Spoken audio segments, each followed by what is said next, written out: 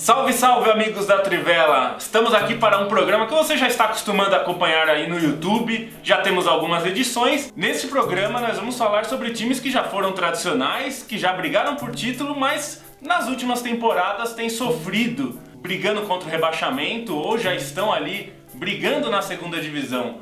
Então o programa de hoje é sobre times tradicionais na lama.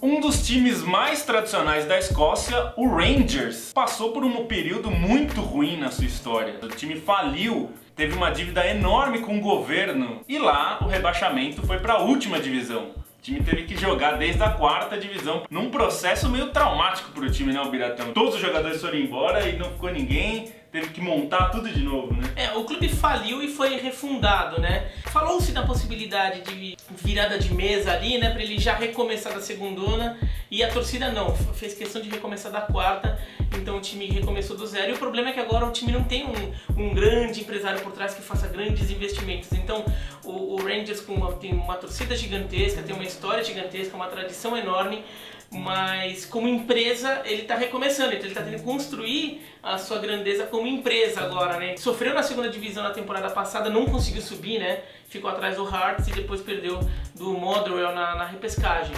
Mas a tendência é que o Rangers volte a ser grande, mas vai demorar mesmo, vai demorar mais um pouco, a não ser que apareça um empresário. Mas não é o que o clube quer hoje, né? Para hoje o que eles querem é desse modelo, mas então vai devagar. Na temporada passada, na segunda divisão, na temporada 14 e 15, 3 das 4 maiores torcidas da Escócia estavam na segunda divisão. O Hearts, o Hibernian e o Rangers disputaram a segundona, o Rangers subiu. Isso causou um problema porque só 2 vagas para o acesso à primeira divisão e o Hearts foi o grande campeão da segunda divisão, subiu direto, e aí teve esse playoff. O Rangers até venceu o Hibernian numa das fases do playoff, só que aí contra o Motherwell foi um passeio, tomou 3-0 e 3-1, acabou não tendo nenhuma chance de subir, mas agora nessa temporada pelo menos parece que tem mais chance, está liderando. E muita gente na Escócia até chegou a especular naquela época, né, que os Rangers e o Celtic podiam finalmente jogar na Inglaterra, tal, mas a própria torcida rejeita um pouco essa ideia, né? E tem o Rangers e o Celtic, por mais tradicionais que sejam na Escócia, eles foram para a Inglaterra, eles vão virar times médios, né? Porque o tamanho da torcida deles é muito grande pro padrão escocês, mas pro padrão inglês seriam times médios para fortes, vai. Ficam brigando por Liga Europa ali, então também não é que seja não vai chegar lá para virar uma potência. E mataria de vez o futebol de clubes da Escócia, porque ficaria Aberdeen, Hearts e Hibernian brigando por título todo ano. É o caminho para se virar meio Irlanda do Norte, lá fica Dundalk, Glentoran, Linfield. Provavelmente a gente vai ter um Rangers e Celtic na próxima temporada, como nessa temporada tem na Copa da Escócia, mas no campeonato talvez só na próxima temporada. Bom, outro time grande que vem sofrendo aí nas últimas temporadas com risco de rebaixamento, aquele sufoco danado, é o Werder Bremen na Alemanha, né? Um time que conquistou títulos, o time que brigava no topo do campeonato alemão até a década passada, e nessa década não se achou. Tinha o Thomas Schaft, que era o técnico histórico do time, ficou muito tempo lá, foi demitido há 2 anos. Na temporada passada o time até deu um sinal de reação no segundo turno, mas hoje está de novo ali naquela pindaíba toda. Werder, que já brigou pelo título e tem 4 títulos, chegou a ser um time forte na Champions League, né? Brigava ali nas fases de mata-mata, e nessa temporada tá parecendo que ele assumiu o papel do Hamburgo, né? Já que o Hamburgo não está brigando, né, para cair de novo, não chegou ainda a estar numa situação catastrófica como o Hamburgo já chegou a estar, mas é um time que trouxe até o Pizarro de volta, né? Pra ver se... Com 95 anos, o Pizarro que jogou na seleção peruana junto com o Cubillas. e o Pizarro, que é o jogador que tem aquele recorde que é curioso, né? É o estrangeiro com mais gols na história da Bundesliga. Se ele tiver uma média de 3 gols por ano, ele já tem uns 60 gols, né? Do Werder Bremen, que Se a gente lembrar, teve boas temporadas com o Diego, como camisa 10, o Naldo depois. O Ailton, né? O Ailton, né? Queixada. O último título, né? O Ailton foi artilheiro, né? Que foi um ano que eles ganharam a Copa da Alemanha também, e ganhou o campeonato alemão em cima do Bayern de Munique. Era um confronto direto na antepenúltima rodada e o Werder ganhou. Ailton Queixada, ex-Guarani ali, que fez um grande campeonato. O Werder disputou uma vez a segunda divisão da Bundesliga já, então é um time que está acostumado a estar na primeira divisão. A sorte do Werder Bremen é que tem alguns times que estão dando a impressão de que querem cair mais do que o Werder, mas o time não é para animar o torcedor. Então vamos ver se o Werder Bremen faz como o Hamburgo e se salva dramaticamente, como o Hamburgo fez nas últimas temporadas, ou se vai cair para a segunda divisão, e aí vai ser um baque muito grande para um clube que estava tão acostumado a brigar lá em cima. O Nottingham Forest foi um time que surpreendeu muita gente e acabou ganhando um status meio cult, né? De um time que tinha o Brian Clough, que virou filme, o Malditos Futebol Clube. Se você não viu, assista, é uma grande história, mas não conta a história do Brian Clough no Nottingham Forest, conta a história dele no Leeds. Depois do Leeds ele foi para o Nottingham Forest, conquistou o título. Dá para dizer, Biratã, que esse período do Brian Clough no Nottingham Forest foi praticamente o único grande período na história do clube, né? Foi um momento histórico também muito especial, né? O futebol inglês lá nos anos 70 tinha uma variação de campeões muito grande, nos anos 60, 70.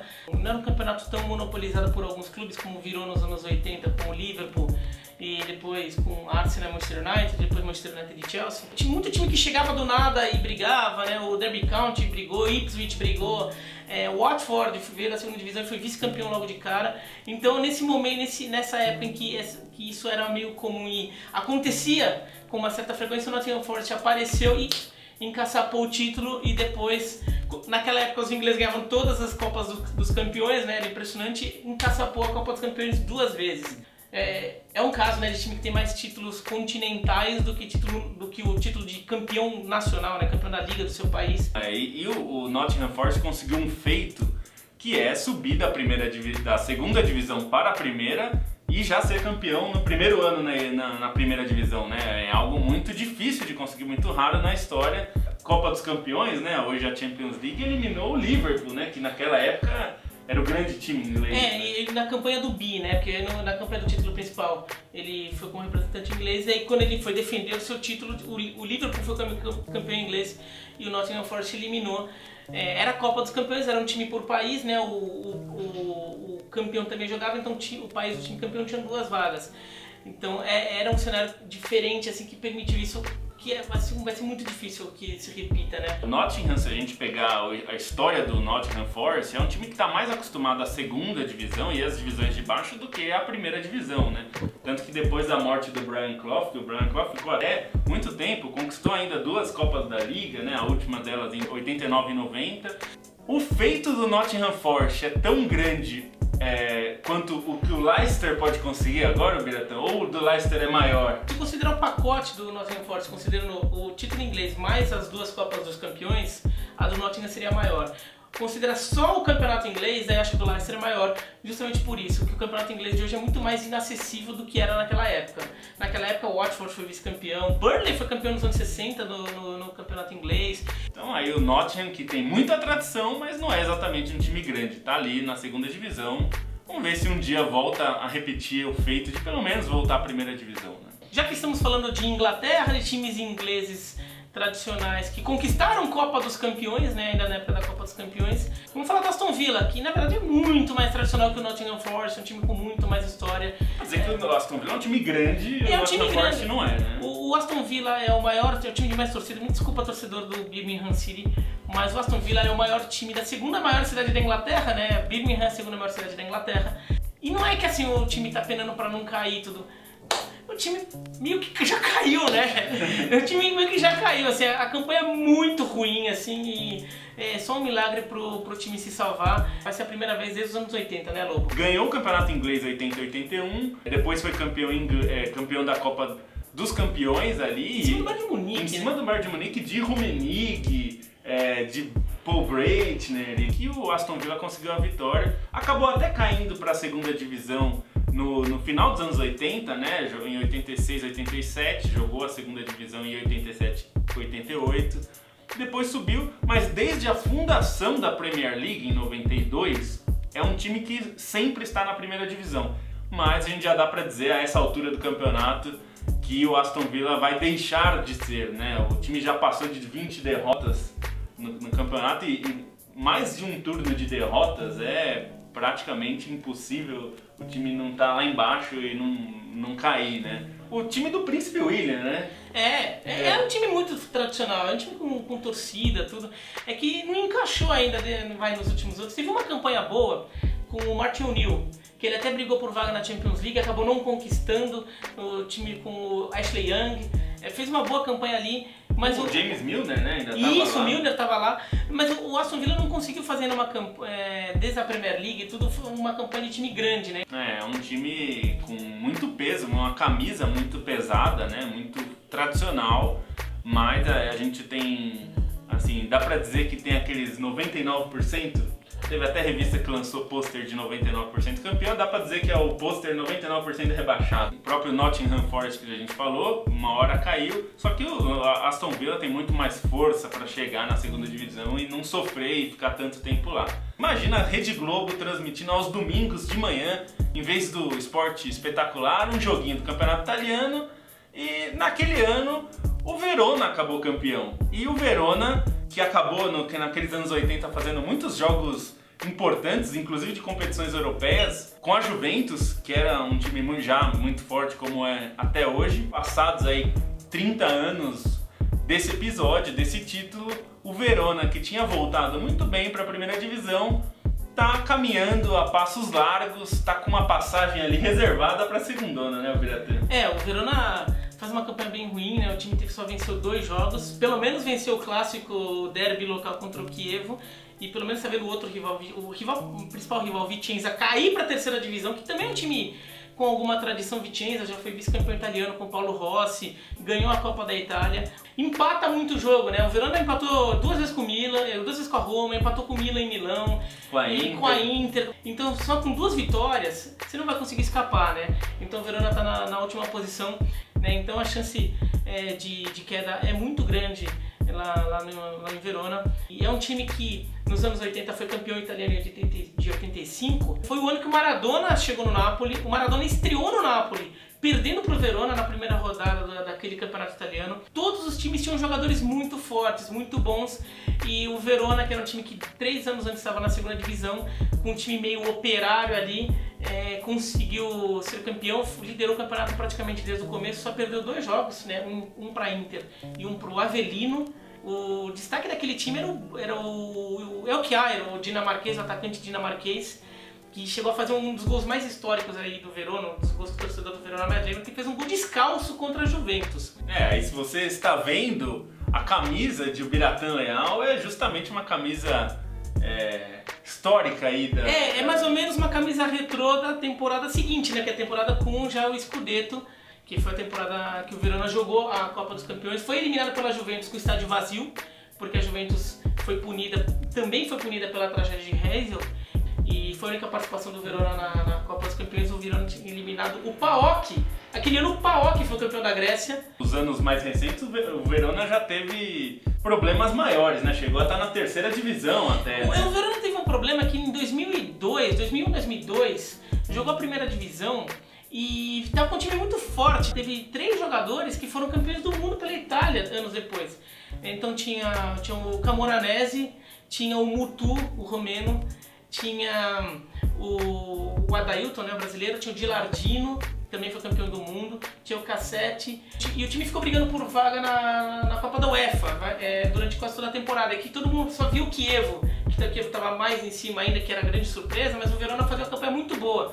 De repente o time afundou nas últimas 10 rodadas, foi um negócio tipo uma vitória, um empate, 8 derrotas. E o time foi rebaixado. Inclusive foi com essa temporada essa camisa aqui. O time foi rebaixado, o jogo do rebaixamento o time usou uniforme com esse uniforme aqui, que foi contra o Piacenza, foi 3-0. Daí o Verona caiu e ficou meio traumatizado, eles não conseguiram lidar com esse rebaixamento, tentaram manter o time forte na segundona, mas é aquela coisa, você cai e quer manter o time na primeira, você se afunda mais ainda, né? Então começou a faltar dinheiro, o time caiu para a terceira divisão e só não caiu para a quarta porque teve um jogo de repescagem que o Verona estava sendo rebaixado contra o Pro Pátria e no último minuto do jogo o Zeytulaev, um uzbek, fez um gol pro Verona que salvou o Verona do rebaixamento para a 4ª divisão. E daí o time começou a se reconstruir com o Mandorlini, né, ex-jogador da Inter, da seleção italiana, e carregou o time até a primeira. Foi demitido agora, no meio dessa temporada. E foi bem triste, né, porque ele chorava à beira do campo e agora trouxe também o Pazzini, né, para jogar essa temporada, mas está sendo um fracasso, né? E Luca Toni vai se aposentar, né, então ele vai se aposentar de forma um pouco triste, né, que é um provável rebaixamento do time, né? É meio chato ver um jogador como o Toni se despedindo com rebaixamento, mas é o que deve acontecer, é a tendência. Aconteceu com o Edmundo aqui, né, no Brasil. Ele voltou pro Vasco e acabou caindo com o Vasco e acabou se aposentando depois, né? E pra ele também foi muito triste, era o time dele. Mas acontece, né? A história não é apagada, né? Por causa do rebaixamento. Bom, é isso, amigos. Muito obrigado pelo view de vocês. Espero que vocês gostem desse vídeo. Deem o seu like, assinem nosso canal. Nos acompanhem lá no Twitter, @Trivela, no Facebook, site Trivela. E mandem suas sugestões, suas críticas. Muito obrigado ao Biratã Leal, aqui com o seu conhecimento de futebol pra gente no canal. Esperamos que vocês participem junto com a gente dos próximos episódios. Acabou!